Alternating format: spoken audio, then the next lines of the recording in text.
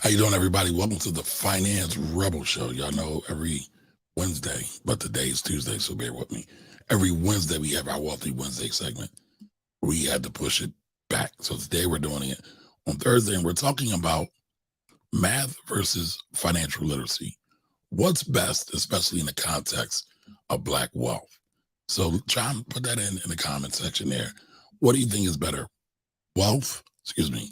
What do you think is better, math or financial literacy? So I got a comment today, and someone said to the effect, and I'll pull it up in a minute, that math is only needed up until about the eighth grade. And then everything else after that should be financial literacy. So I wanted to talk about that. And my guy, Professor Akil's here, and he's going to help me chime in on that. We might have a surprise guest, another math nerd, who's going to chime in and jump in on us at some point. But I want to bring in Professor Akil. Professor Akil, how are you, sir? I'm good. What's going on? Good. So you actually sent me that thingamajig. Yeah. Right? Math versus financial literacy. After eighth grade, math is not needed, only financial literacy is needed. What made you send me that? Because it's like an ongoing, because it involved financial literacy. The wheelhouse. That's your wheelhouse. And Absolutely. also because I know you got the platform, and it's something that I want to talk about more, because I've consistently been trying to push back on this general idea that it's a either or type of thing. It's really it's a false dichotomy. All right, well, don't give away too much now. Tell them why you are qualified to even talk about this.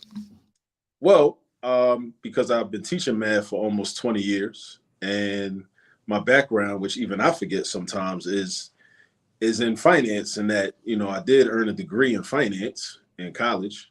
Wait a minute. Did I know that you have a degree in finance? Yeah, I got my bachelor's of science in finance from Morgan State.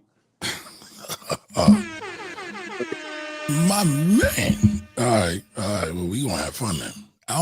Maybe I knew that and forgot. I don't know, but I do feel we definitely need more brothers and sisters in what I call the money fields, the finance, the accountings, the economics, the risk management, because it's oftentimes overlooked because we think we're not good at math. Mm-hmm. Me as a tax accountant, people are like, Kamar, you're a math whiz. No, I'm not. I know how to look up a formula, and I know how to break out my calculator.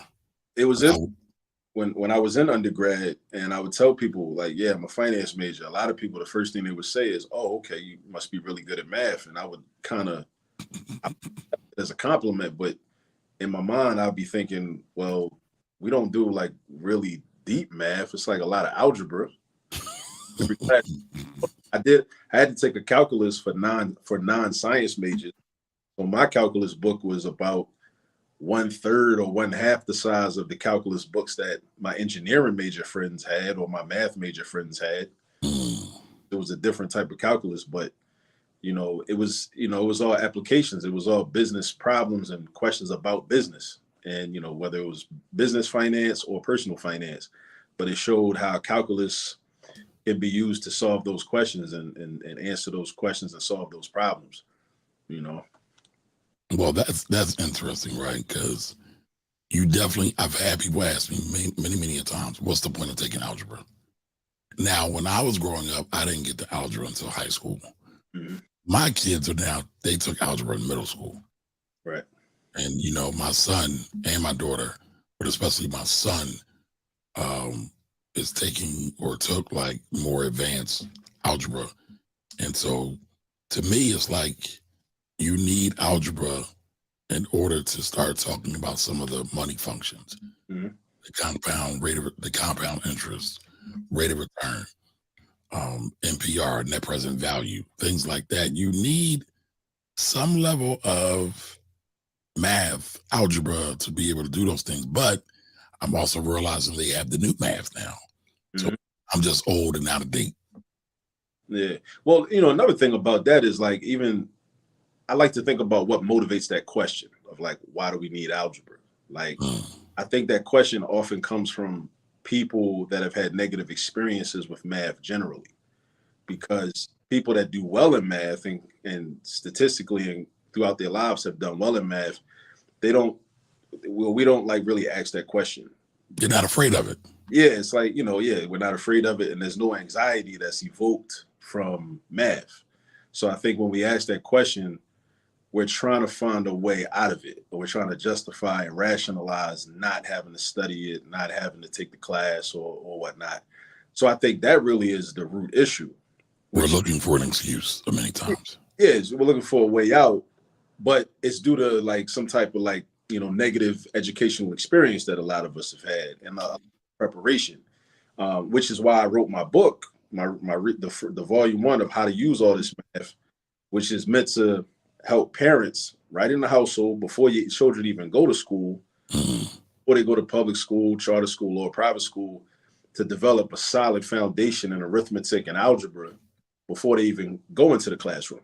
So that way, you're not going into math class like a boxing match that you're not prepared for, fighting against somebody that's been training for 6 months, heavy, because that's how a lot of our children are. They end up going into math class totally unprepared, and they're getting their head boxed off.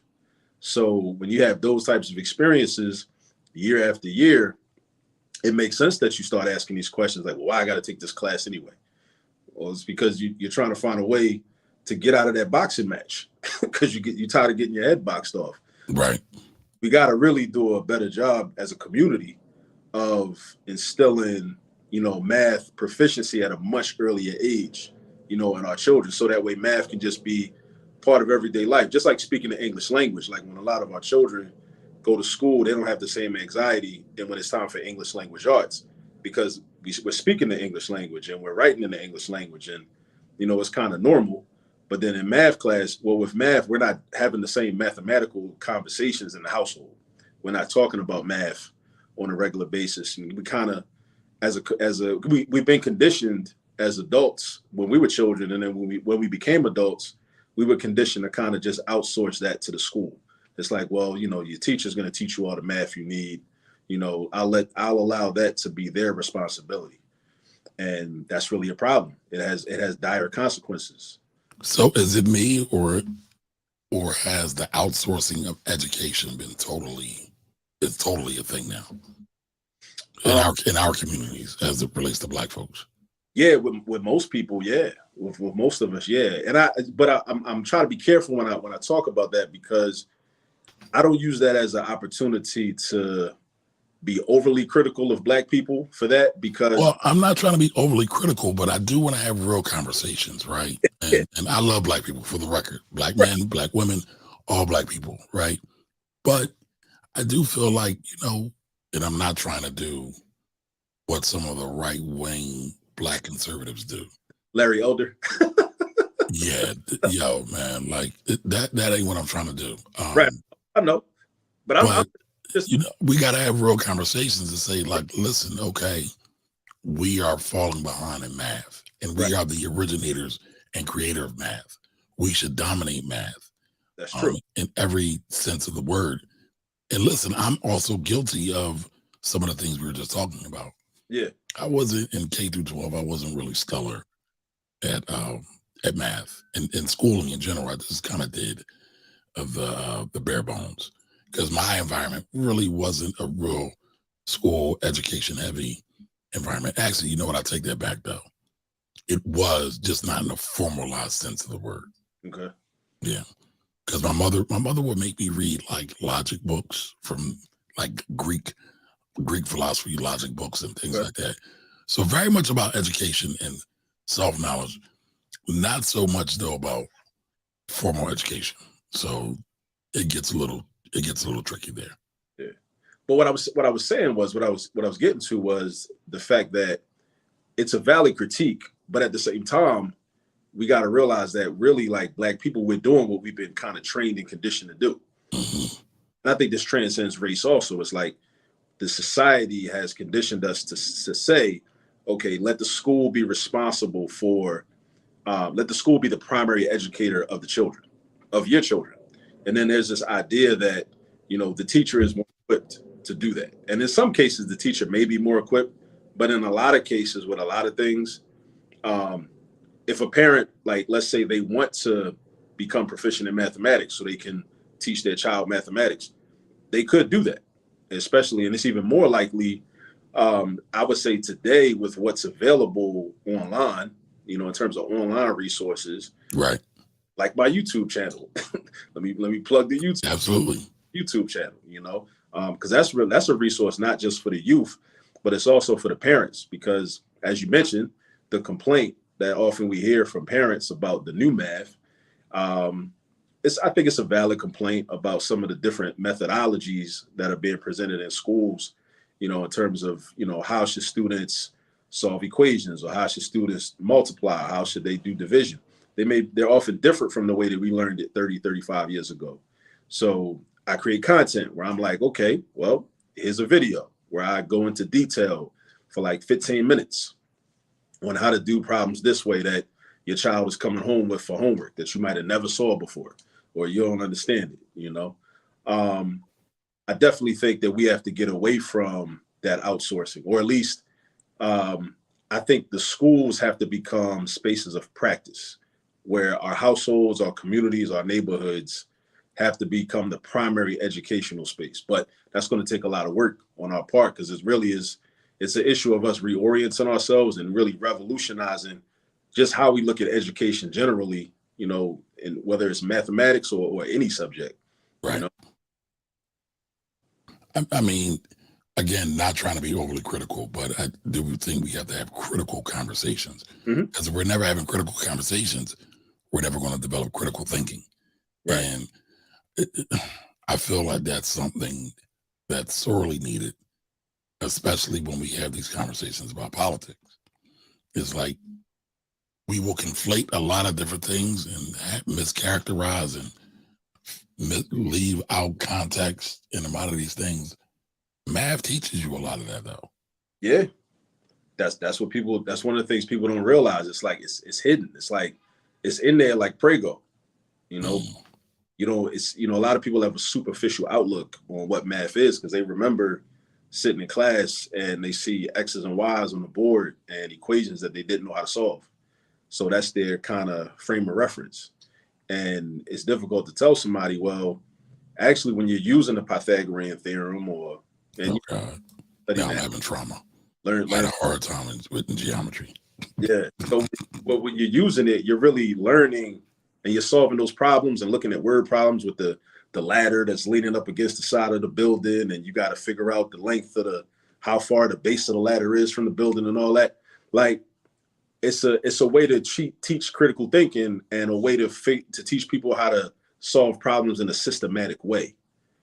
And you can transfer that to really anything. So once you learn all these different ways of just solving problems systematically, then you're going to need that in life just as a responsible human being. As an adult, you got to, because we're always going to have problems, which is not necessarily a bad thing. I mean, we have conflict, it helps us to grow as people.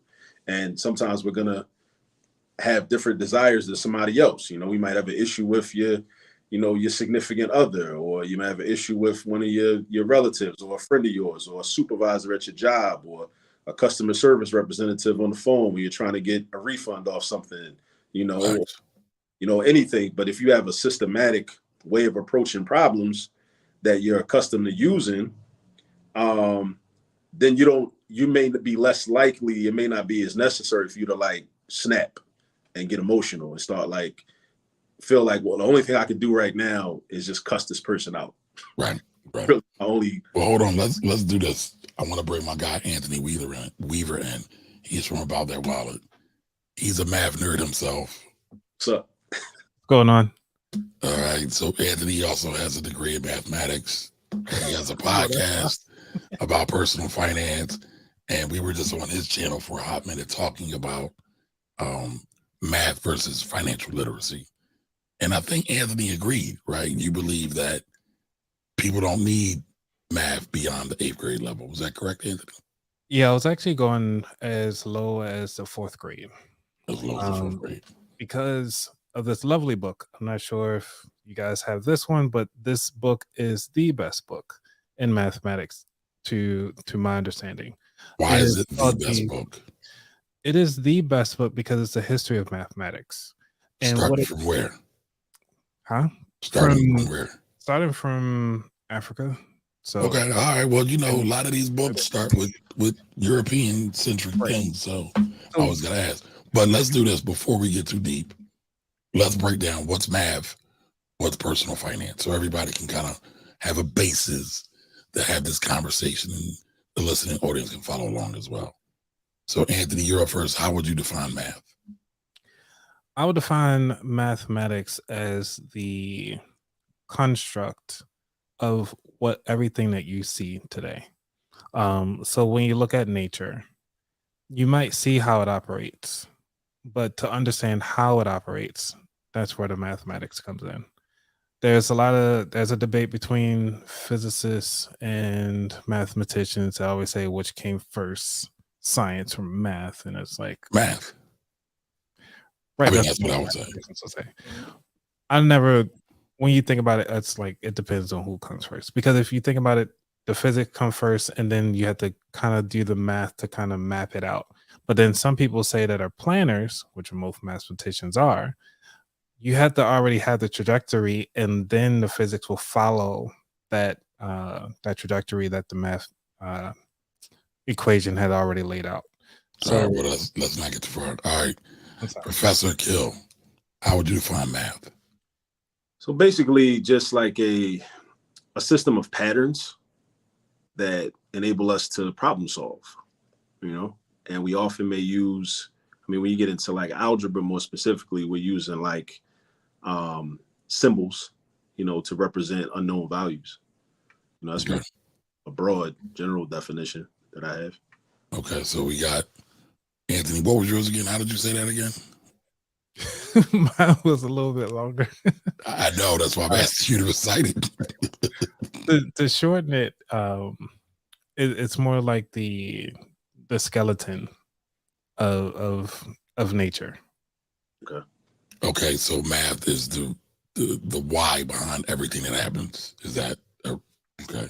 That's a fair thing. All right. And Nikhil says that math is, say it again, Nikhil. I lost it. I'm sorry. System of patterns. The system of patterns. Problem solving. Okay. All right. So we got that one. I hope everybody has that one down. Somebody put that in the chat for me. And then I wanted to define financial literacy, because I feel like financial literacy is also a very nebulous type of thing. But here, and I'm coming from Investopedia, it says financial literacy, the ability to understand and effectively use various financial skills, including personal, financial management, budgeting, and investing. But they use the word in the definition, right? So what is finance, right? What financial skills? Well, damn, what the hell is finance? Because most people don't know what finance is. But I have a definition, but I wanted to go with a standard one that everybody could pull from. So just on the good old Googles, right?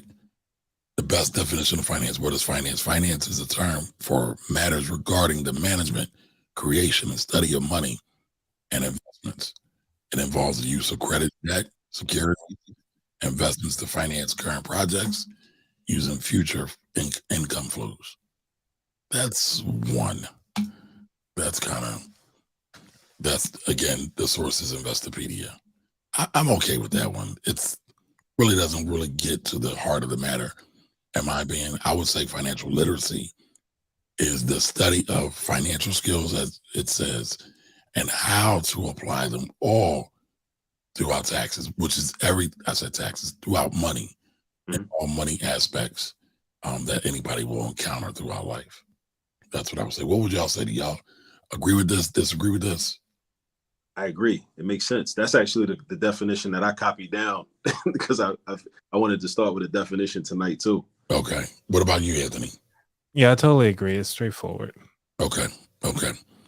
Now, everything that they just said, though, involves math, right? Finance in and of itself, right? When you talk about the time value of money, is an algebraic equation. Why would we just want to start and stop at 8th grade or limit ourselves to 8th grade? I mean, I will say this. So you know what, Anthony? I'm sorry. I didn't. Well, you do kind of know, but don't know, right? You know about the question, right? The question was, math, we should stop at 8th grade. Nothing else is needed after 8th grade and just focus on financial literacy. That's a fair statement. You agree with that? Yeah, mostly because if you think about it from us as an adults and just from understanding the way how the brain works, we consciously follow the models that we see in our everyday lives. So just to bring up the person that we both know, which is Rakim Sabri, who said that he inspired to be poor because he was already following excuse me, I had a shot on my show, so sorry. You ain't bring us none? Hey, I mean, I got tequila and I got Fireball. I mean, got a little something over here. Okay. But what Rakim Sabri was saying is that he aspired to be poor because that's all he knew. Okay. And that he was following what he saw. So as a parent, we I mean, as a child, we follow what our parents are doing. And if our parents only can do but so much, then it's up to us as children, even in the 8th grade, to have is to use critical thinking. And I think that we don't teach critical thinking enough in the lower grade levels, so that when you go outside the real world, you can actually make the most informed decision necessary to take your finances to the next level. Because after pretty much I mean, like I was teaching 3rd grade and I taught them abstract algebra. So if I was able to teach kids that abstract algebra because I really love math and I actually brought the energy in that I really love math and enjoyed it. We had hats on one day, we were making cool voices, we were doing all the stuff. And everybody was learning. And because of that, I believe that we should not limit our children on what they should know and actually lean into what they could know. And I think that's where we ought to look at it, that after the 4th grade, meaning grade level, once you get the addition, subtraction, multiplication, and division, we all know that multiplication is a higher form of addition, division is a higher form of subtraction. You got that down, you can do anything else. And I'll leave it there. You kind of ran around a little bit. So your argument is that we don't need to go back past the 4th grade because they mastered math. Was it my dear Aunt Sally? Yep. Math, addition, subtraction, and division, right? Yep. But one of the things you said too is that why stop them from doing more if they can do more? So why just stop there when they can learn trig, calc, algebra, and all the other crazy, quirky mathematical things that are out there? Because they have the ability to do it a lot of times. But it's not to say that they're going to stop after that, because it depends on your job field. Obviously, you're going to use trig when it comes to doing your electrical work, because you need to understand the differences between the hertz, using AC power versus DC power and converting and all that fun stuff. When you're doing airplanes, you're doing infinite values, not infinite values, imaginary values. So that's where you can use your trig and so forth. But at least that's calculus too, and algebra to a certain degree. Yeah, calc. I mean, because I'm thinking like calc 2, mostly once you get done calc 1, understanding the derivatives and integrals. But once you understand the whole basis of what it's supposed to do, and like I said, it really depends on the job field. And once you figure out what job. Wait a minute. We not at job. We at 4th grade, bro. But at 4th grade, still, it's like, we talking about finances too. So I want to say that after the 4th grade, it really, after that point, you just got to chart where you want to go. But right, if finances let's do this real quick. I want to pull the post up so I can read it here, right? So it says, are we still acting like any math past the 8th grade is useful? So that's the part, Anthony, that I don't think you got right. It's a loaded question. Switch it out for financial literacy. So I'm going to read it again. So we're still acting like any math past the 8th grade is useful. So that this post is saying that math is not useful after the 8th grade, right? Switch it out for financial literacy. So I inherently have a problem with that because it does the thing that you're talking about. It limits the ability of our children in school, first and foremost. And so it's putting a cap on them, saying that the only thing we need to worry about is financial literacy. And Anthony, you never really had like a full-on debate with me. It's nothing personal, brother. I know. We don't. All right. So Entertainment. I just want to put that out because it's all love. And sometimes I've been accused of being very, very aggressive with people when I debate, right? But when you look at this, right, this whole thing about financial literacy, it's all about money, right? And I believe this was a Black person that said this, right? So we have been brainwashed so much that our education is solely always about money. It's never about our true God-given gifts, abilities, and talents. So we're never saying that, yo, I can be a math genius. I'm just going to stop doing this because it ain't about no money. I.e., I'm also a product of the drug era, so this sounds like some crack dealing bullshit to me, in my opinion. But I have a problem with this because I feel we don't really take education seriously enough. And again, I got on here and I said earlier that I wasn't a super motivated student K through 12.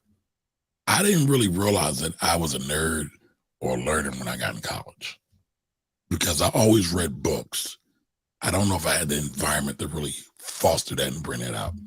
Now, Kill, I've rambled on enough. What do you have to say about this?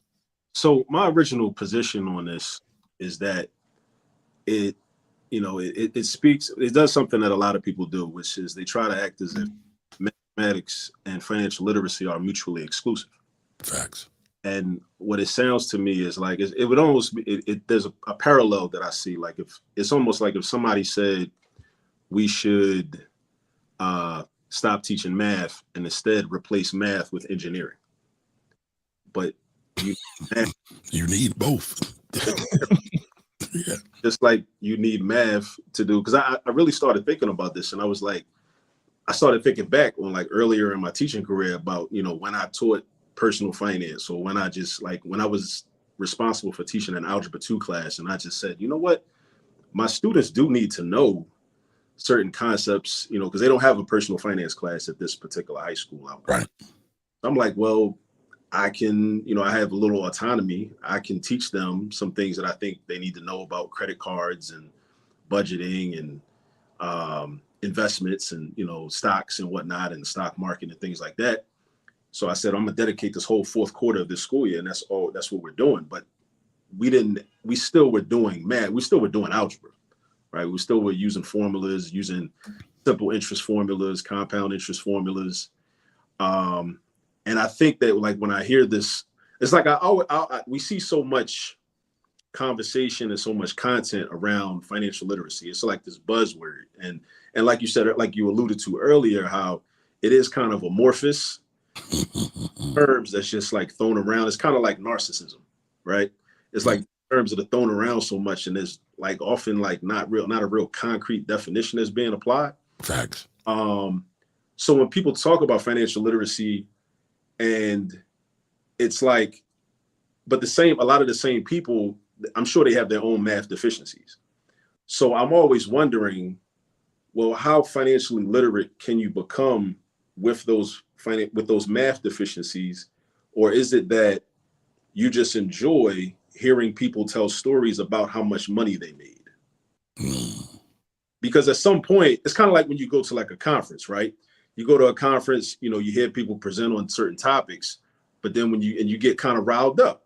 But when you go home and the conference is over, now it's your responsibility to do some work on your own, read some of those books that the presenters referenced, or read a book that one of the presenters wrote themselves, and continue on with that work. So I wonder about people like that go to like, you know, financial literacy workshops or They don't work. financial literacy conferences. They don't work. And then they come home like, okay, you learned about real estate. Okay, cool. Now you want to get into real estate deals.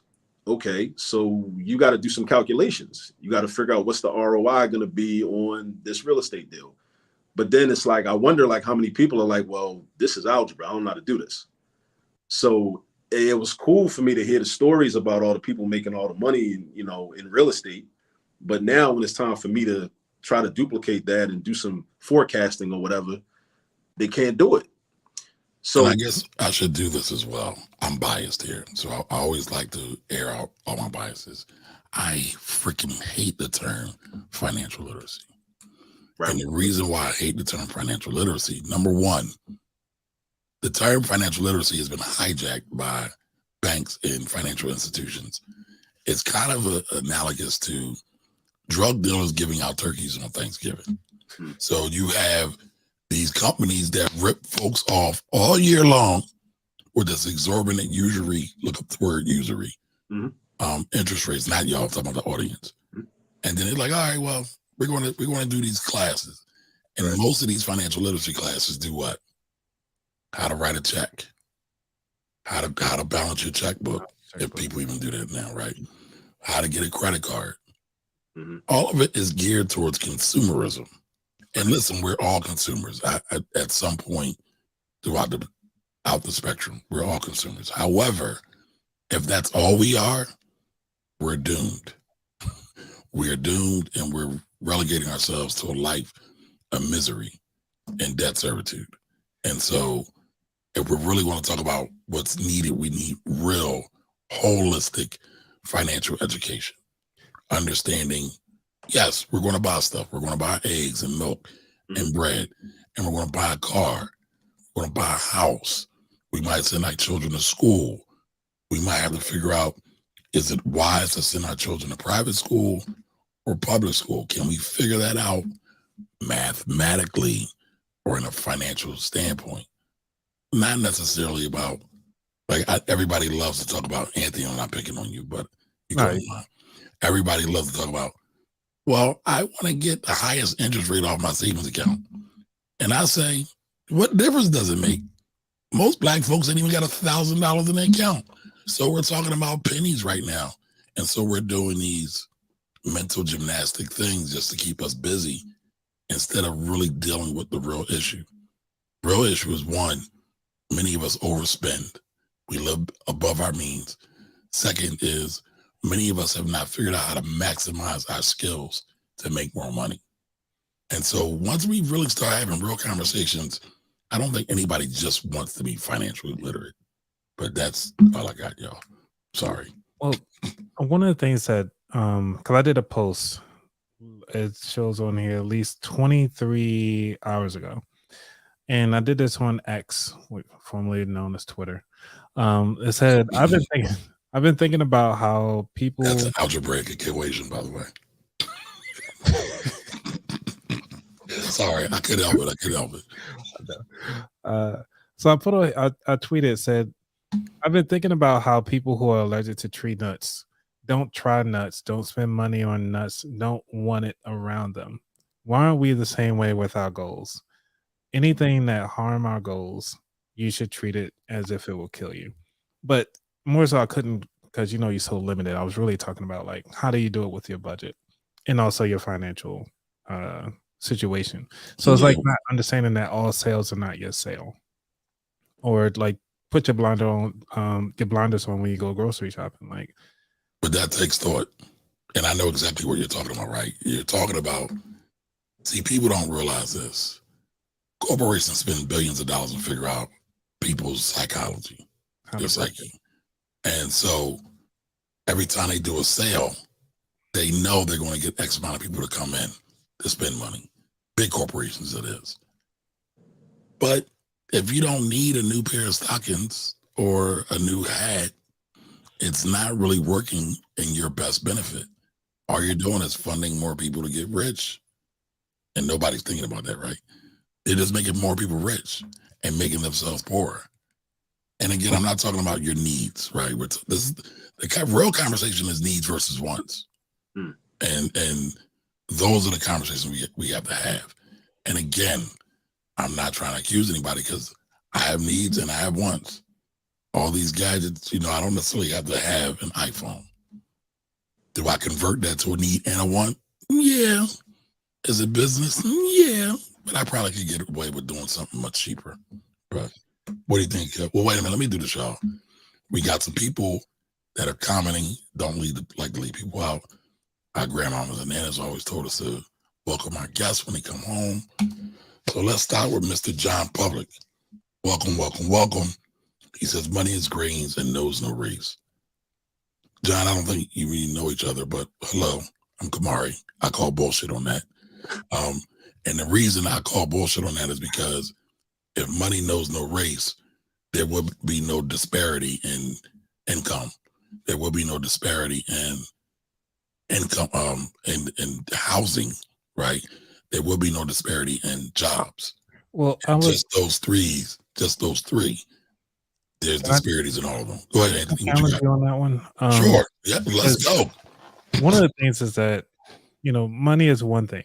It has no name. It doesn't do anything. But it's the systems that are in place that kind of help protect the finances that people are either trying to accumulate or stopping other people from getting it. So that's the only reason why I want to challenge it, because it's more so the system, not so much the money or the currency at that time. But if the system that's being produced acknowledges the race, and the system has systemically marginalized and oppressed people, you would have to say to me, and I welcome a challenge, that money does know race. And you can look at the facts, like the stats over the years. And I understand what he's trying to say, but I also like to have real conversations. Yeah, because I think what you alluding to is most like y'all both alluding to is the systems that are in place, not so much the money itself. But how can we talk about money when not talk about the system? There would be if there was no system, there would be no printing of money. We might have cowrie shells, we might have sand, we might have IOUs, we might barter, right? Money as an instrument, a tool. And I'm probably getting way too nerdy for the audience. Y'all let me know if I'm getting too nerdy. There will be no such thing as money as a construct. It's all about feelings. But we now get down to the feelings, though. But now you're backing away from the statement that he made. I'm not trying to back away. It's just trying to fully understand or flesh out what in the world he's talking about. Because I hear this all the time. Money is green and knows no race. That's like saying the rocks on the ground knows no house. But that's like the people that say, just because black people are millionaires now, that there's no racism. I call bullshit on that too. True too. Right?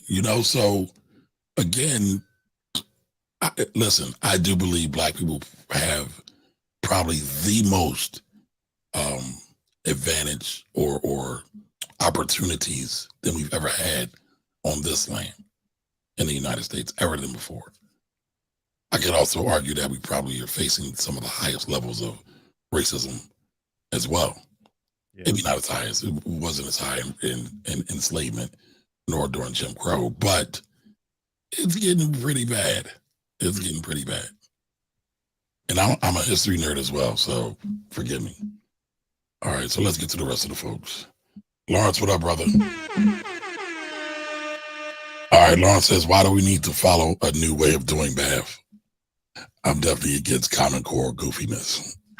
Listen, I heard that Singapore math is fly. I used to feel the same way until I had to learn it, so I could teach it.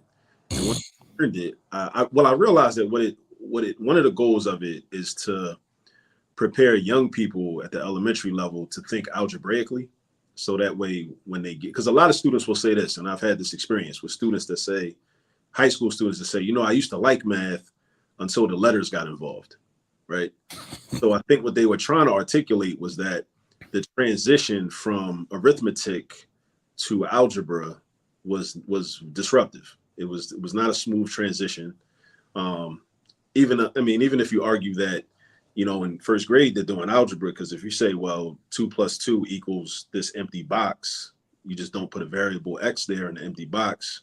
It's still algebra technically. But what a lot of the Common Core does is like it prepares the young children to think algebraically. So if it's taught correctly, that's another thing. If it's taught correctly, then they should be able to make a smoother transition into algebra because they're already accustomed to thinking in a certain way. And what it also does too, again, if it's taught correctly, because we often assume that, the teacher is going to be the most proficient in their practice, right? Often doesn't happen because teachers are humans, and a lot of times it requires them to go home at night and study, or them to study over the summer or on the weekends. And, just like students don't always study, teachers don't always study either. But it provides different options, So a parallel that I see is with, in the finance area where we talk about having multiple streams of income. What this does is it kind of creates multiple streams of problem solving approaches, right? So like with multiplication, like 35 years ago, I'm in elementary school. We learned what we call the standard multiplication algorithm. That's what I learned. I didn't learn nothing else. Nobody taught me nothing else. But now, it is like the lattice method. There's partial products method. There's and all of these things. They help you to gain a better conceptual understanding of math. Because a little background on me, when I was through my K through 12 experience, I was pretty strong at math and pretty proficient for the vast majority of the time. I had some rough patches, but even when I was excelling, I was very good at algorithms and procedures. I had a very strong procedural understanding of math. My conceptual understanding of math left much to be desired. It's only like within the last, and even as a teacher, like when I first started teaching back in 2005, I'm coming into the classroom because I wasn't an education major. Like I said, I was a finance major. I was a career changer. So I'm coming into the classroom armed with, my own learning style. And then I'm just trying to project my learning style onto the students in front of me. And it's not until like the last, I would say 5 or so years that I start really, when I start, my company and I start doing a whole lot of tutoring, that I'm developing and also teaching at Cheney, having to teach the Common Core and whatnot to the education majors and math methods, that I start to develop a conceptual understanding. Like, whoa, okay, so that's what division really means. That's what's happening when you're dividing, instead of me just knowing the steps and memorizing. Because what happens is people get jammed up on standardized tests, because the standardized test creators, they know that people oftentimes lack this conceptual understanding. So they'll purposefully put questions on there that will test your conceptual ability to reason conceptually about a question. They won't just give it to you straightforward, like, here, multiply these two numbers.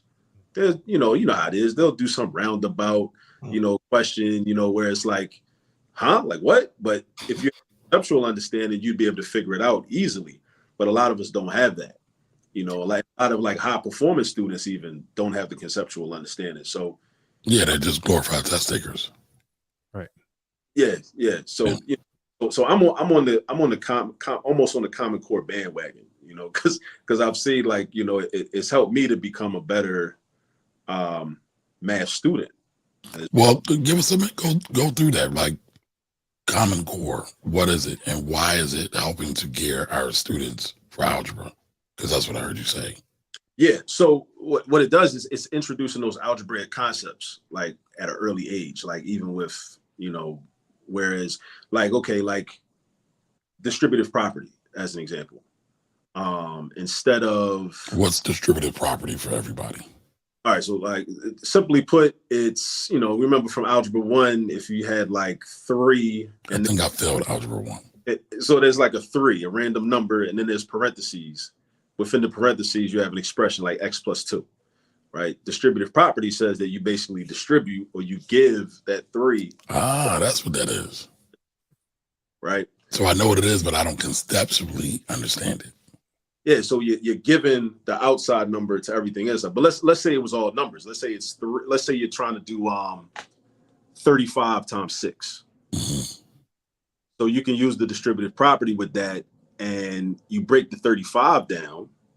And we're in a base 10 system, so that kind of makes things easy, right? So you break the 35 down into 30 plus 5. So you imagine that you got 30 plus 5 inside the parentheses. Okay.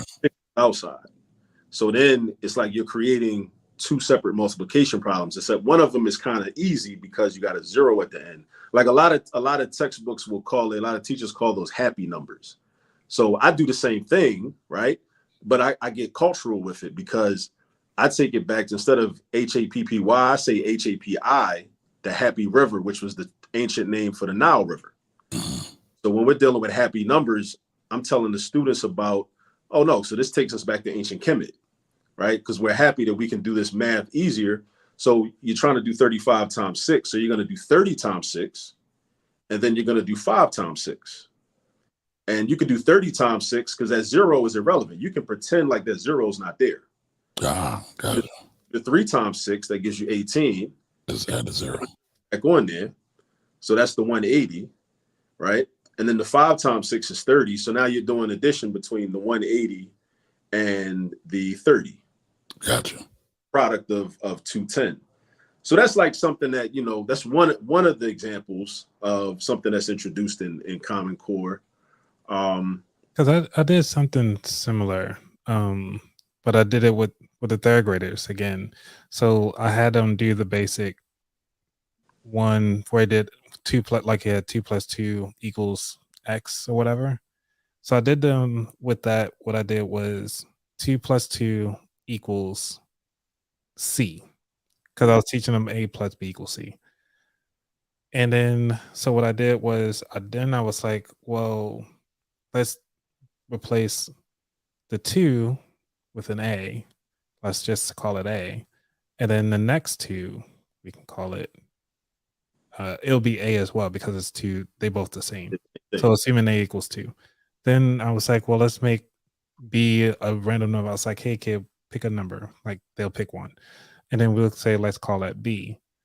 And then what we'll do is, since I'll put it in, we have it up in the corner like a key. And then because it's already as a key, they can use that as a reference point when they're doing the equation. So that's a little easier for them when they start doing it on their own to create with the X's and whatever. I always tell them, like, hey, we can make up a letter. It doesn't even matter. So that now that we can understand, like, okay, now that we have A, can it be a negative or a positive number? So that's how we were doing it that way. So it will help them understand that that letter could be negative or positive, no matter where they place it at. But since we have in A plus B equals C, we don't know if C is going to be negative or positive. It depends on the variables of A and B. So that's how I was actually teaching the students, to help them understand the variables. Because like how you said, that transition into seeing the variables was a big deal.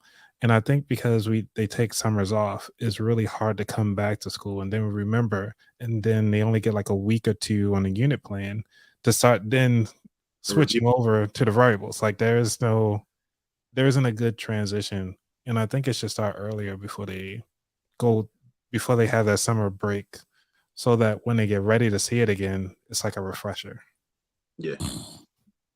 Those summer math packets are clutch. Yeah. I know children and parents feel like it's a punishment, but when you think about, you know, our condition as a people and how far behind we are academically anyway, you know, we're playing catch up. Right. Did you go to Morgan? I did. Hey, well, welcome Morgan alum. So, because I saw Morgan's in the house. Were we there at the same time? We were not there at the same time. I remember seeing you inside the Morgan chat, and I followed you a long time ago. Okay. And so I was looking, I was like, why do you look so familiar? When I looked up the thing, I was like, oh, that's why. Small world. Small world. Very small world. All right, let's get to some more of these. All right. No, That's fine. All right, so Lawrence says math is logic and critical thinking. I would agree. Do we all agree with that? That's true. That's very Anthony, do we all have one accord? Yeah, we don't. About this comment? Which one? The math is logic and critical thinking? Yes. Because this is why, this is something that I talk about when I talk about geometry. Again, like, you know, a lot of people have like a superficial view of what mathematics is. People, when they take a geometry class or they reflect on geometry, they kind of look at, it was just a bunch of shapes and angles and triangles and all that. But again, the deeper meaning of geometry is really about logic. You know, it's about logic and the proofs. Like I didn't appreciate this when I was younger, but I hated proofs. if I think if more people and we could do proofs in like any area, any branch of We're mathematics. not doing proofs today, y'all. But no, It would take all night long. Yeah. but just think about this as an idea. It really trains you in terms of how to start somewhere with some given a piece of information, and then use either deductive or inductive reasoning to prove a point based on facts and based on objective reality. But isn't it all math? Yeah. Whether it's geometry, algebra, calculus. Yeah. Not all. Implicit in geometry, and then the way that translates to everyday life, and then in the to the masses of people. If you just think about a lot of the so-called arguments people make on social media based on how they feel or just things that are just totally incoherent, like what geometry could do is train people into knowing not to make those types of arguments. Okay, Anthony said not all. Why not all? Well, for a perfect example, like, because then you get into math theory. That's why I said not all math. Because you like some of the things that people thought was never real, like a 4D, a fourth dimensional thing becoming a 3-dimensional product. And a perfect example is a Klein bottle. And that's one of the concepts that, you know, it's kind of hard to imagine, but it's doable. But again, like I said, I don't want to go too far at the rails, but we get nerdy tonight, y'all. What'd you say? I said that's beyond my scope. I would like to learn about that one day. All right, we're gonna have a whole special show on Klein bars. This book is great. Love it. All right. So Lawrence says math is not emotional, colorless. It's just facts. Love it. Mm-hmm. Math at a 4th grade level is foolishness. I didn't say that, Anthony. You need at least algebra 2 or pre-calculus. All right, Lawrence says, we all know each other. Lawrence says financial literacy equals power. I don't know about that one, but I know why you say it, and I get it. People barely know arithmetic, and you want them to stop there. SMH, a society that limits education is doomed to fail. I have to give them no warnings on that.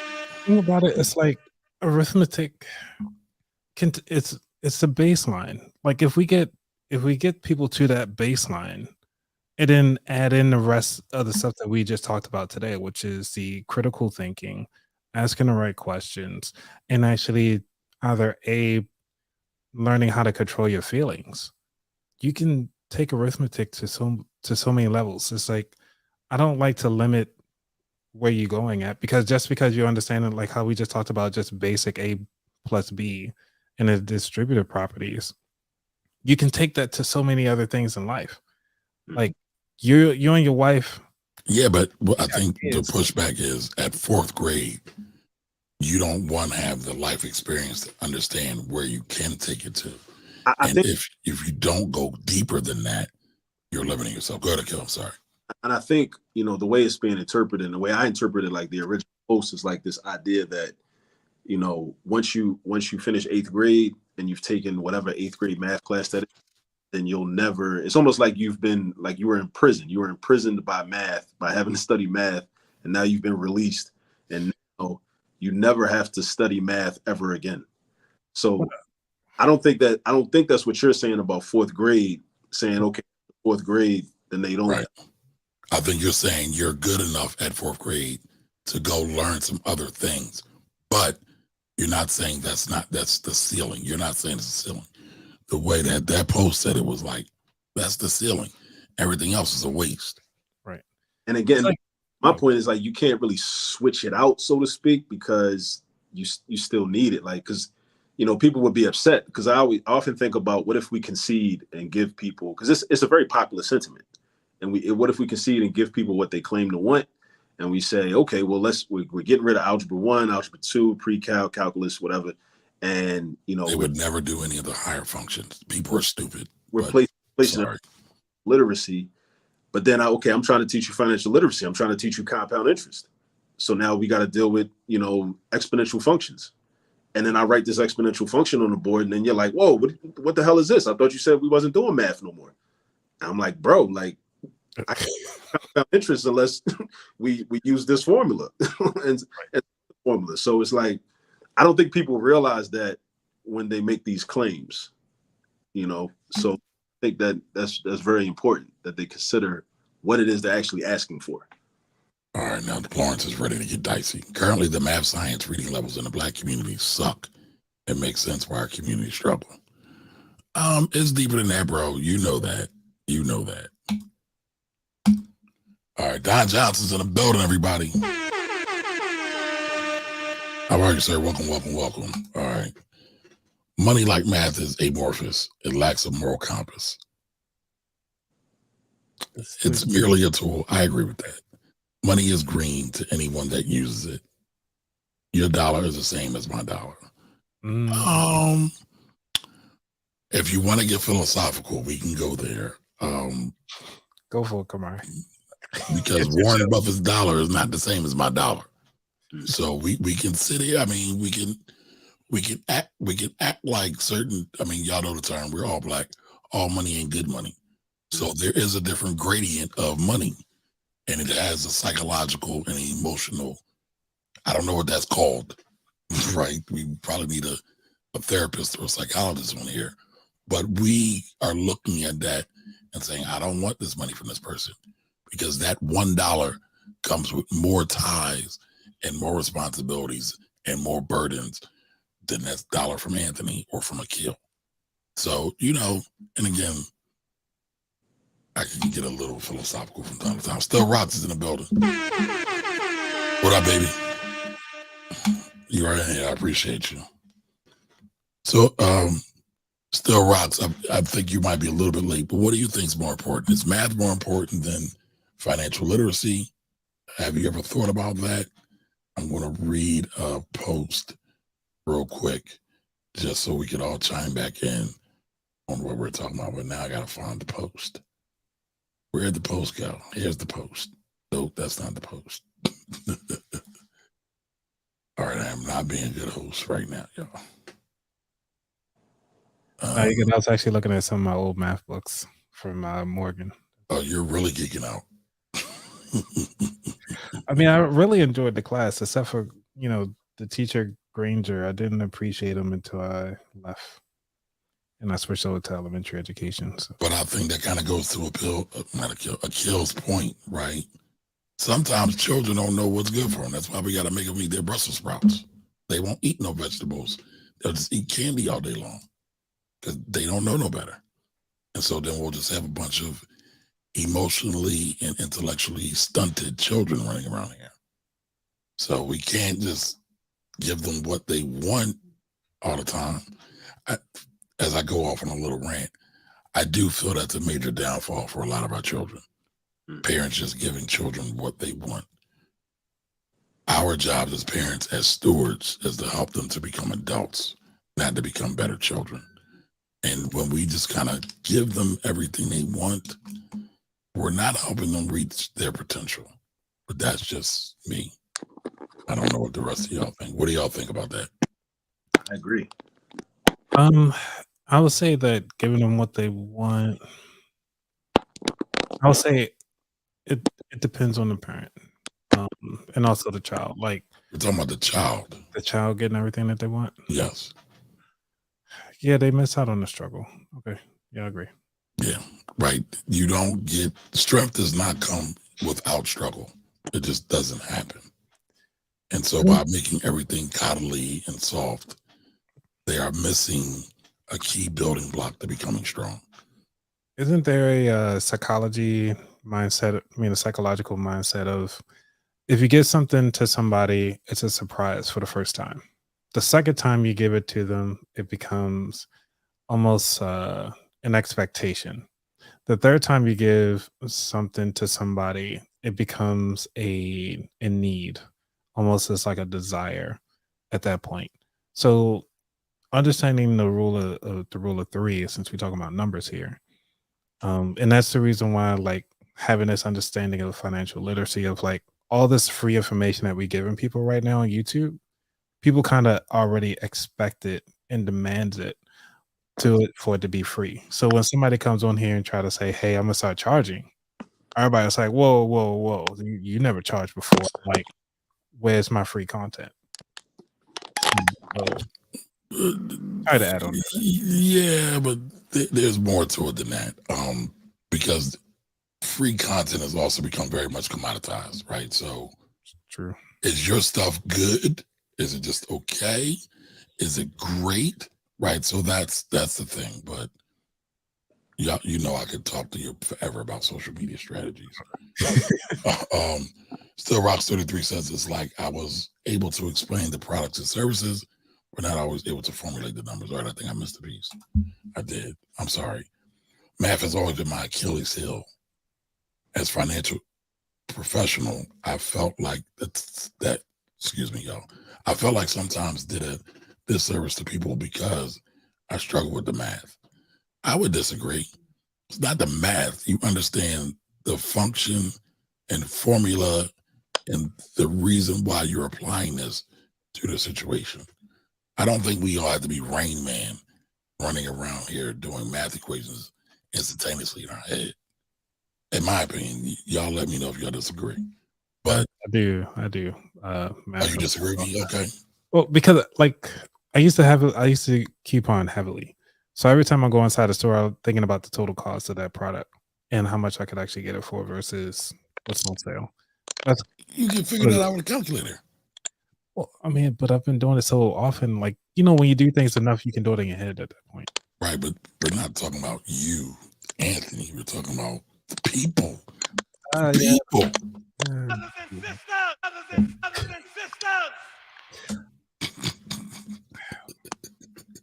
Talking about the brothers and sisters. I want to limit people. It's like, you know, we all can do it. Like if people can nerd out about people on stats in their football on every Sunday, or basketball, or the running stats on like how Shakari did an awesome job running. It's like Shout out to Shakari. yeah, if everybody can nerd out on that, they can nerd out on just about anything. So I don't want to limit people or try to say like, oh, you can't. Like you can. You just need to put in as much reps as you do learning somebody else's stats, learn your own stats. Listen, the great educator, Dr. Jawanza Kenjufu, told us that time on task is very important. So I agree with you. I agree with you. But if he doesn't see that need, I'm not going to beat him up about that, right? Okay. And because he talked about it in terms of his job, right? Okay. I'm sure he's very proficient at doing his job without being Rain Man with his numbers. All right. Still Rock says never too late to learn, right? I agree. Right? Too many free options to rebuild those building blocks, right? So you got Khan Academy, you got a kill with your YouTube, all that math. All this math. All this math, excuse me. That's why I didn't want to say it.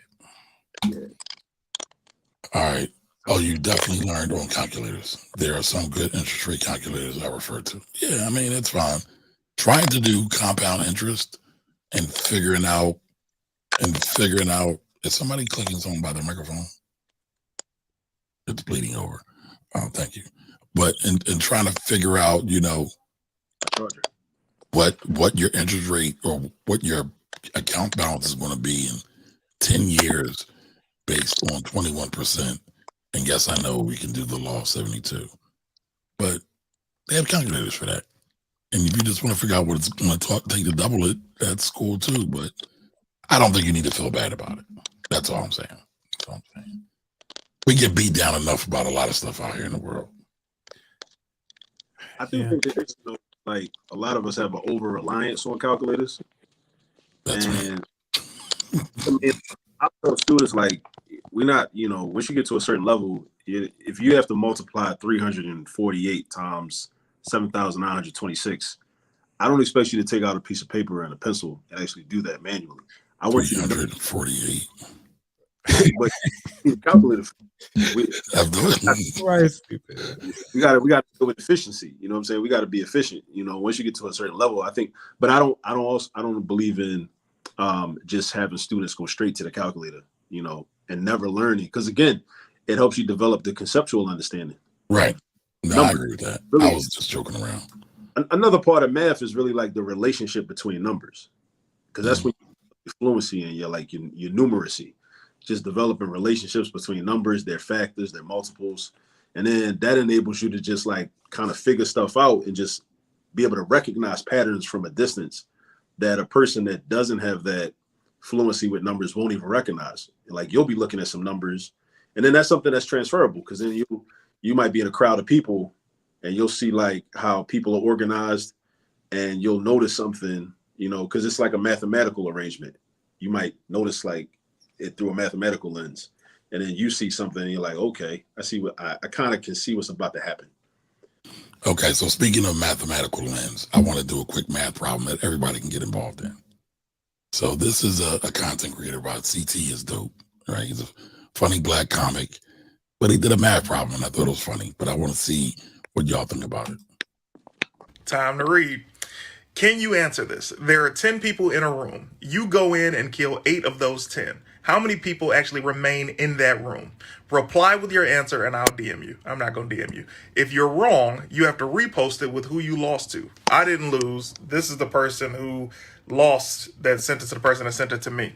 So I enjoy a good word problem, and this is about to be hilarious. I will, however, make a follow-up video and give you guys the correct answer, because I know a lot of you will have the wrong answer. Read carefully. See you soon. All right, so just to read over it again, can you answer this? There are 10 people in a room. You go in and kill 8 of those 10.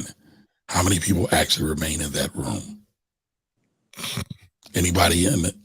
I should have made a prize out of this, but You can always I'm not going to do it now. yeah, no. You want me to go first or I'm wondering what Lawrence got. Lawrence still rocks. Anybody? But yes, Anthony, you probably did it in your head already. Oh, I finished it when he was started reading. I was like, but when you look at this, right, this is critical thinking and some deductive reasoning. That's all it is. It's not even really a math. I mean, it is math, but it's not even really math. Anybody should be able to do this. It's like saying what color is Lincoln's white horse. When I was reading it. So if I'm wrong, hey, I'll give you my thought process. So Lawrence, I'm saying 11 because they might be dead, but aren't they still people? I would agree. So what you gotta kill? That's what I'm sticking with. I said the same thing, but these problems, like I have to admit, like I have a weakness with some of these problems. You know, I still don't know the answer to the question, and I'll admit this. Like I'm man enough to admit this. I still don't know the answer to the question about the guy that goes in and steals $100 from the store and then buys $70 worth of stuff. So I hate that question because I interpret it as an accountant. And then $30 from the register. I think that's part of my problem too, like thinking about accounting, you know. So I don't. Yeah, because they stole $70 worth of product too. That's what I'm looking at. It's like, okay. All right, so Lawrence said 3. Anthony said 11. Akil said 11. I say 11. All right, let's. I almost want to go back and break out the pen and pad. Time to read. Can you answer this? There are 10 people in a room. You go in and kill 8 of those 10. How many people actually? All right, so it all starts out. There's 10 people in a room, right? So we're putting on 10 little stick figures. 10 people in the room. Everybody's in the room. Remain in that room. Reply with your answer and I'll DM you. I'm not going to DM you. If you're wrong, you have to repost it with who you lost to. I didn't lose. This is the person who lost that sent it to the person that sent it to me. So I enjoy. So it didn't go. So there's 10 people in the room, right? You have to also count yourself as well of being in that room. So we doing stick figures in a little box. It's actually 11 people in that room. Somebody killed 8 of them. So that, right. Yes. Keyword is remain. Thank you. You are correct. So everything happened and is contained in that room. So I would say 11 as well. Nobody ever left the room. Right. Nobody left. Right. So. But I find some of those word games kind of cool every now and again because you're right. If you do everything on pen and pad, paper and pencil, and you're just like doing equations, you never really get to the conceptual part. in my opinion, of what, because Khalil said, not Khalil, Akil, excuse me, y'all. I'm tired. But doing various, attacking various things at different places and different levels helps you to get more of a conceptual grasp and deeper understanding of a thing, in my opinion. Now, I do like having conversations about word problems, because you probably seen that T-shirt where like they say only in math class can somebody have 85 watermelons and nobody asked the question like what's wrong with them. It's like in a word problem, like I want to make this number 85, and there's this word problem. It deals with watermelons, so let's just make this guy like I like actually having those conversations with students. Like, this is kind of ridiculous, like, because I just, that shows me that you're thinking, right? And at the end of the day, that's really what it's all about, right? That you're thinking, and you can ratchet up or down to whatever the expected level you need to be on. Yeah, because that's a valid question. Like, why does he have 85 watermelons? And it might be a valid reason. He might be selling watermelons. You know, he might be, you know, on a nice hot day, he might have a distribution network. Like, might have a plug. You know, he's watermelons, or they might be making fruit salads, or he might have a contract with somebody. You know, some grocery stores or something. But I think it's good for is if you think about it, even from a a software engineer. Like, they have to ask those critical questions to the customer to make sure that they get the proper answer, give them the proper answer. And that's the reason why I do like that you're still teaching, right? Yeah, I'm up at Cheney. Okay. Yeah. Yeah, I was doing that at at Arundel Mills, like around that area. I forgot what it's called. Habit Harmon. That's where I was at. Okay. So for the rest of us who don't know what Arundel Mills are, because there's people that watch and listen to this across the country, can you key them in, sir? It's a county in Maryland. Okay. A rich county too, right? And Anne Arundel County. Anne Arundel County, yeah. It's a rich county too, right? It's medium. Yeah. Montgomery County is one of the high ones. I thought PG was the highest. It's the most populated. I'll give you that. Oh, but you know what? I'm also thinking about black population. Right. I haven't looked at this in a while. Shout out to Marion Barry, RIP Marion Barry, because a lot of the programs in place enabled a lot of black people to get some money, you know, and get, you know, get some government jobs, and then enabled them to, you know, move into like PG County, and, you know, a lot of wealthy black people are in PG County and Montgomery County. Yep, that is a fact. So shout out to the great ancestor. And when I was young, I was unaware of media and how media really works. So I was young. My introduction to Marion Barry, because I didn't know he was in SNCC, Student Nonviolent Coordinator. You just knew he smoked crack. Yeah.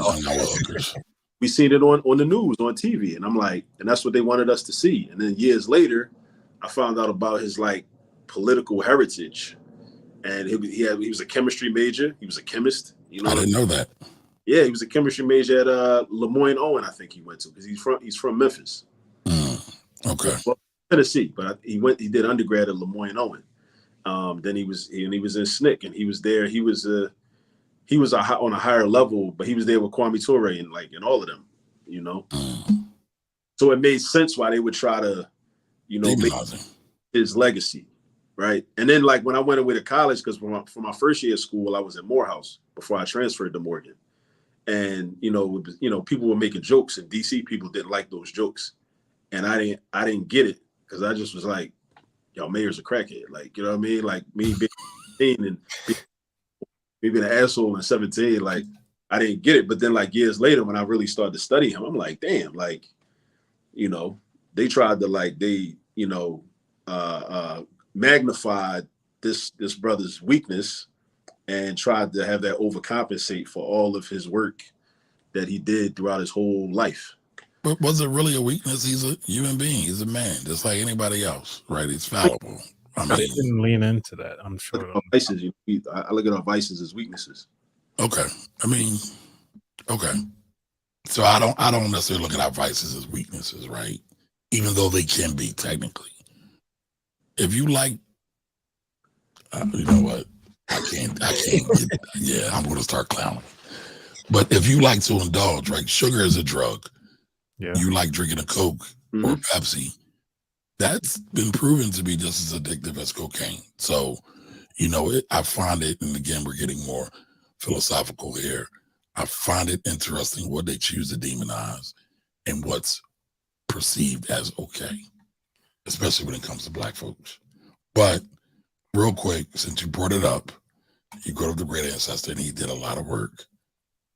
Let's just bring him up because I know a lot of people probably don't know who or what Marion Barry is, right? So I just pulled up the wiki. Again, something we all can get to. Just pull out that beautiful computer in your pocket, your phone, right? So Marion Barry was the former mayor of D.C. at one point. And as Akil brought up, he was a part of SNCC. In the 60s, he was involved in the civil rights movement, first as a member of the Nashville Student Movement, and then serving as the first chairman of the Student Nonviolent Coordinating Committee, SNCC. Right? So, it talks about Barry came to the national prominence as a mayor of the national capital for the first prominent civil rights activist to become a chief executive of a major American city. So basically, he was the mayor of D.C. One more thing. Almost forgot. In '89, when Howard students were protesting about conditions on campus, the cops, they had their orders. They were planning on going in there and shooting them kids. And Marion Barry, as the mayor, stood up and said, "No, y'all not doing that." Really? Yeah. That's another thing that's, key about him. And that when I learned about that, that made me think about, and I know a lot of people, this is a touchy subject in Philly, about Wilson Good, the move bomb in '85. Yeah. And like, okay, well, it just made me think about that. Made me think about a contrast, Yeah. But No, yeah, very similar. Very similar. I don't think Mayor Good was a little bit different though in that regard. He kind of threw his hands up, but he never ordered the bombing. That's the thing I think a lot of people don't realize. right. So, well, Akil, since you brought that up, I figure we got to bring up the other great ancestor. Come on, we know you love history, man. Love it. You know why? Because history can predict the future if you do enough research. Wasn't that a term that says time doesn't repeat itself, people do? Or history doesn't repeat itself. It's something like that. I need to look that up. I couldn't remember, but it said, Malcolm said this: if you're not careful, the newspapers will have you hating the people who are being oppressed and loving the people who are doing the oppressing. And not only did Malcolm talk about that, if you go to this great book right here, The Miseducation of the Negro, Dr. Carter G. Wilson talks about that a lot as well. And that came out way before Malcolm. So this book came out, I believe, in 1933. Yeah. Go ahead, Kel. So you said about history, like, repeating itself or whatnot. That's we could say that a lot of mathematical equations model that. So if you think about like y equals mx plus b as an example, because people often say, well, another day went by, I still haven't used y equals mx plus b. But it's a way to like predict what's going to happen. Yeah. You know the conditions, you know what your slope is, you know what your rate of change is, you know what your time is. Like, okay, I want to predict like what are things going to be like in 30 years from now, 40 years from now. You know your y-intercept, you know your conditions. You plug everything into the formula. It's something. But the question is like, is it a straight line curve? Is it a sine curve? And like, is it an exponential? Like, what is it? Like, that's when we get into really applying the math. And then, but when you think about things through that, again, that mathematical lens, then you're able to kind of foresee, oh, okay, this is probably about to happen. Because it's happened before. Just like Malcolm said, you study the conditions. And when you see the same conditions, it's 20 years later, but the same conditions that were there 20 years ago, whatever happened 20 years later is probably going to happen again. Absolutely. But that's the reason why I don't like how some people actually say, well, if you don't invest when you're 25, this is going to happen. You're never going to make it to $1 million or so forth. But they don't talk about the pivot. that actually happens in life. Either A, you make more money, or you decrease the people that you're around. You change your circle. You do all of these things to change your trajectory, even if it's just 1 degree. And that's why they say the power of 1%. When there's so many stories out there, but like even when people who are looking into racing, they do the 1% rule, which is just take that 1% and change in the pillow when they go to travel, or they change their sneakers, or they like how Kamari did, she changed her hair just a little bit. Just that little 1% can take you so much further. But that's the thing I hate about in hearing about it a lot in the financial space. It's like you do one thing and it's just going to take you into this one trajectory. No, you might get there a little bit, but you course correct as you go along. Like it's like an Some air. people, but I would say some people course correct. Inertia is a real thing. Some people get stuck in that thing, whatever that thing is, and they never course correct. So I do think a lot of people aren't conscious of just, making a 1% change little by little. Some people just are happy with what they're doing. Let's say it's nothing. Right. So, I get it. I have conversations all the time with clients, and they're like, oh, I owe taxes again this year. I'm sick of this. You didn't make any change, right? Right. There is no power in being reactive. All the power is being proactive. You have to do something. You have to make a change. So, Can I give you some air horns on that one? Because that was a bar, sir. I didn't even. He just wanted to show off he got a board like me. That's all. Come So Laura says, definitely knew my wife and I were going to be millionaires with the MX plus B. We saw the conditions and followed the pattern. Smart move. Mm-hmm. All right. Wealth is merely your efforts divided by contributions times rate of return times length of time. Plus, for some people, luck. I'm glad you brought in luck because there is a factor of luck in there. Some people don't like to talk about luck, but there are some things that you cannot explain that some people might have a benefit and some people might not. And that's the thing. But luck divided by an inherent skill. Like Neil deGrasse Tyson was talking about, it's luck that you actually are alive right now, considering all the sperm and all the DNA and all the stuff like that. Like You that just want to talk 1% about is shooting a the lot. balls. That's all. You just want to talk about shooting the balls. That's all. You ain't slick. You just try to get it in there. See, this is what happens when you get a bunch of fellas talking about math and other money things. And I had my alcohol for a day, so good. Okay. We're going to put you on a wagon next time you come on. Put you in detox. All right. So Lawrence has got some more mathematic terms. All right. Interesting equation for a while. Yeah. I mean, but at the end of the day, right? Let's land the plane on this. What do you think? And I'm gonna start with you, Professor Kill. What do you think Black students need to be doing to recognize their ability in math? I think that it's hard to do. It's hard for them to recognize that when they've been deeply ingrained, or it has been so deeply ingrained in them that either math is too difficult or math is irrelevant by the time they get to high school. I think that the best thing we can do as a community, not just as parents, but as everybody in the community, is be very much more proactive in terms of developing just math fluency and making math as much a part of everyday life as we can. Well, and just recognizing all the teachable moments that are around us. And, so I'm gonna plug my book again, because that's really what the book is. It's like, where's the book at? So the book's on the screen. The book's on Amazon. Here we go. Math Volume 1. And what I did was I just identified, like, in this particular volume, like 20 different like everyday activities. And then I show how to use those as like ways to practice unit conversions, or practice proportions and ratios, or practice using like the language of fractions, because so many students will tell you, like, I hate fractions. I never liked fractions. And I think it's because they never understood them conceptually. So they seem difficult to them.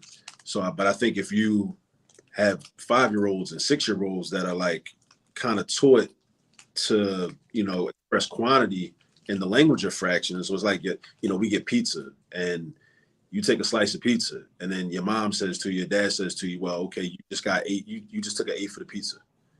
And then at a young age, you're just like, you're programming them to think in terms of fractions. And, so the language of math is not just limited to the natural numbers or like whole numbers, like 1, 2, 3, 4, 5, 6. It's like, no, okay, like, and even when you think about yourself, and I think this can also lead to people being better members of community, because if you understand the concept of a fraction, you're thinking about yourself not as, okay, I'm not just one whole human being, but if it's 5 of us, I'm one person, I'm 1/5 of this group. Right. So it's not just about me. I'm 1/5, and we got to come together like Voltron. Right. Before we wrap up though, I do want you to talk about systematics. Because I was watching you on something, and then me and Jimmy was talking, and I was like, yeah, that's what Akil's always talking about. But I can't remember exactly what it was. But can you break down what your theory of systematics is? So what systematics is like a teaching framework where I use history to teach math, and at the same time, you can use math to teach history. So it's different ways to make math more memorable. By using like stories from history, whether they be in the word problems that you use, or even if you try to be intentional, like with teaching young people addition and subtraction. If you want to talk about, like, you want to inform them of, or at least just mention or expose them to like the Haitian Revolution as an example, then you might create an addition problem where the sum is going to be 1,791. So then once you get the answer, then you can segue and say, oh, well, 1791. Oh, that's when the Haitian Revolution started. And then we have a side conversation about the Haitian Revolution. Because, so it's a way to like fit it in. And it kind of was birthed out of kind of necessity, because all these years I'm teaching math classes, but I really want to talk to my students because I know they have deficiencies in math, but they also have deficiencies in knowledge of self and in their own history. So I'm trying to figure out organic ways to educate them about these other things, or about people like Assata Shakur or Malcolm X, or, Paul Robeson, Cecil B. Moore, people like that. So I, figured out ways to use math. And even like, I can't, there are a lot of ways where we can really use Malcolm X, because there's so much we do in math where we go in X formations, like whether it's cross multiplication, or you're multiplying fractions and you're cross canceling to simplify the fractions, or even in like calculus when you're doing taking the derivative using the quotient rule, and then the way you set up the different derivatives of the parts, so many different opportunities. And even like, so for those that are like more familiar with math will recognize this, like when you factor in quadratic trinomials. And all right, keep it simple for me, bro. Come on, man. So there's expose me for the dummy I am. There's ways for you big dummy, you big dummy, you big dummy, you dummy. Sorry. of factoring trinomials, right? Some people on the internet, on YouTube, they call it the diamond method. But I'm like, and again, it's a manifestation of Kujichagulia. It's self-determination, because if people can name things whatever they want, like Europeans, they were going to name a squared plus b squared equals c squared, the Pythagorean theorem. That was the decision that they made. And there's really nothing stopping us from calling, that's a universal principle. There's nothing stopping us from calling it whatever we want to call it. So I'm saying, like, instead of calling that factoring method the diamond method, I'm going to call it the Malcolm X method, because even when you look at the videos, or, that you see, you draw an X anyway. They say you draw an X, and you put the product of the first and the last number in the top, you put the coefficient of the middle term in the bottom, and then you got to look for the two numbers. It's like a puzzle. You got to look for the factors of the number at the top that also add up to the number at the bottom. And so you use, like you said it earlier, you use math to teach history and history to teach math. Exactly. Just to reinforce it. And I'm assuming I'm using, want to put words in your mouth, just a little bit, pause. Because our whole world is worshiping at the altar of white supremacy. So you want to add a little diversification into that pie. I don't even know if I'm trying to add it into that pie. I'm really trying to like create in the overall pie for the black student. Yeah. So it's not anything different from what they do. Like when we think about, and I respect it, but I only have a problem with it when they try to force it upon us. I think it makes sense for Europeans to be Eurocentric because that's who they are. I think it makes more sense for us to be African centered because that's who we are. So like if you think about SAT questions, it could be a math word problem in the SAT and they're talking about George Washington and Thomas Jefferson. How many apples did they eat? There's nothing innocent about that. What they're really trying to do is reinforce patriotism. They're trying to assert their cultural dominance by putting that in there. So I'm like, we could do the same thing, and we can, teach our children about, these different things from their own history that they might otherwise not learn because they're not going to get it in their public school or their charter school usually, unless you got a certain type of teacher in that room and they get lucky, which is unfortunate because usually if you have that teacher, he or she is like usually the one teacher in the whole building. And, because I've been that teacher and like early in my career, I used to feel good about it. It was good for my ego, but then I stopped to think about it. I'm like, damn, like if I'm the only one, then that's actually hard. That's terrible. It needs to be a building full of people that are doing the same thing. So that way they get the continuity, throughout their educational experience. Yeah, systematics is, a way to, teach math using history. And another reason for it is when you think about the number of students or the number of adults that don't really understand what a percentage is and don't understand concepts like proportions, like really don't understand what that is and can't calculate. They can't even calculate a tip at a restaurant, right? But then you sit in a history class and you're like, 43% of the population, migrated, to this state or whatever. And a student can read that or they can hear it, but it's like, but you don't understand what a percentage is. So how is it that you actually understand what you said? It's not possible. You can't possibly understand it because you don't know what a percentage is. But if as long as you can read it, then it's kind of hard for people to understand that you didn't really comprehend what you just read. So people can kind of hide. So that's another reason for it. It's like, yeah, I want people to understand like, percentages because you see them, all the time, like in history classes, fractions, proportions, or, and then you can start really getting to like, you start to really understand the history better. Because it's one thing to say, we were enslaved, we're owed money, we worked this amount of time. Like, yeah, that was bad. But what if you can actually quantify that? Because that becomes a different conversation once you can actually quantify it by using math. Because it's not as abstract. Yeah. It's concrete. They can't quantify that. They're like, oh, well, I know it was bad. It was fucked up. That's all I know. But okay, let's talk about how fucked up it actually was. Right. Use math to do that. Anthony, were you about to say something? Yeah, I wanted to say a little bit something about the because you're talking about the percentages. And the reason why I wanted to say something is because they talk about the stock market a lot. And percentages are very heavy and utilized in that, even in politics. But the reason why I'm bringing up stock market because it's a little easier to kind of run the numbers behind it. When they talk about, something went up 200 basis points or 20 basis points, like to understand that it's really 0.25%. Like it's not really that much. Kamara, you and I, we had this discussion before. So when it comes to like something have fell down 45%, 45% from what? Right. What was that 20 basis points from what? Like if it went up 100% today, okay, so it went from $1 to $2. Okay, when you actually ask them like what was the actual starting number? But people don't think in percentages, they think in money. And I'm guessing, and I don't know why, I'm guessing going to Professor Kill, we're not introduced to it enough. We don't talk in that language. It makes you right to be the victim of scammers because somebody could just tell you anything and they'll dress it up and make it sound like it's amazing. But then if you don't know how to do the math, and so this is why I'm so vehemently against.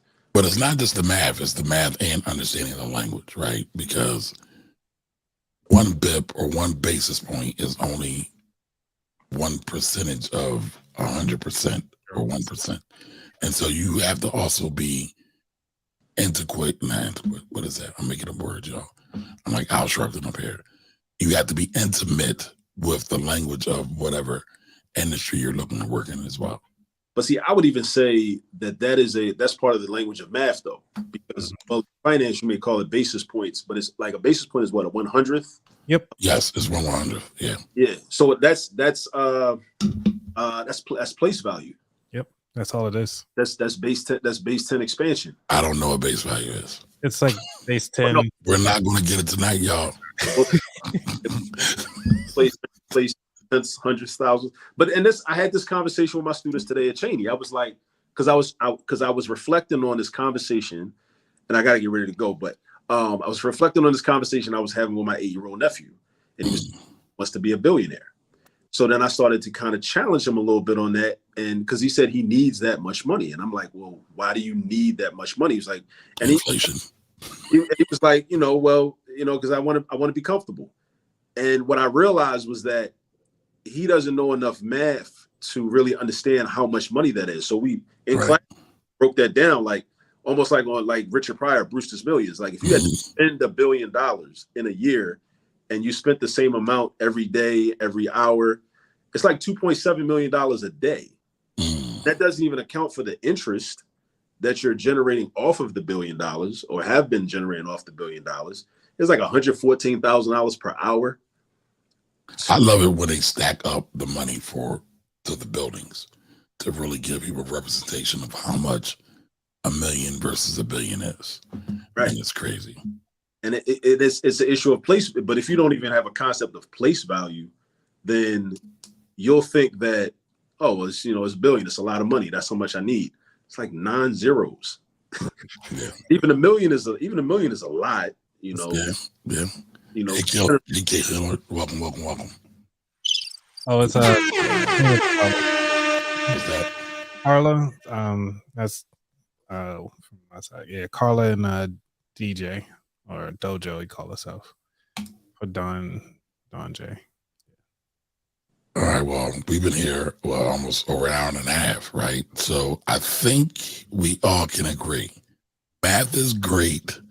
Financial literacy is important too, but we should never stop learning, and we need more math geniuses in our community. Is that fair, Anthony?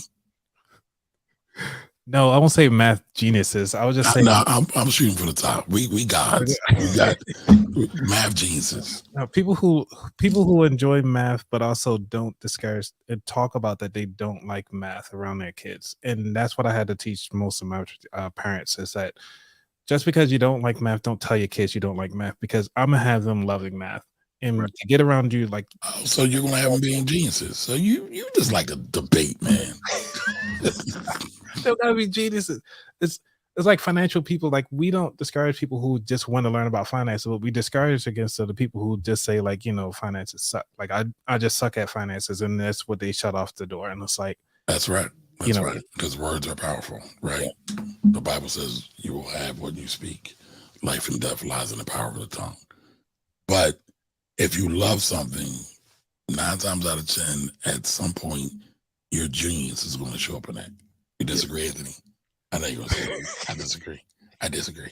And I think the love comes from like conceptual understanding, because growing up, I didn't love math. It was like more of a means to an end. It was something that I did well at it in school, and I would get, attention. I would get a lot of positive attention, like from my family, from my classmates. I liked that, but I didn't really develop a love for math until more recently, when I started to realize, oh, this is why this makes sense. Right, but that love for math now pushes you to become a college professor, which means you are a genius. You are a master. Everybody to be a genius. You're damn right, because words matter. I got you. Words matter, and I feel like a lot of times, to your point, Anthony, that we are always shooting for the bottom of the barrel, and we're never looking to ascend to greatness, to God's status. So Don't not limit trying the to kids. be. Don't limit the kids. I just want to leave that. That's right. Yes. That's right. So, all right, everybody. I appreciate everybody joining us. This is the Finance Roadshow. I'm Kamari Yellis.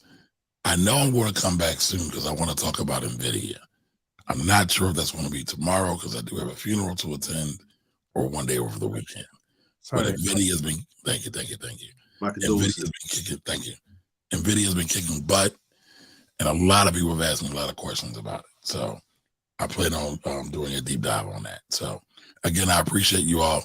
Make sure you all subscribe to the channel, and Akil, tell everybody where they can find you at.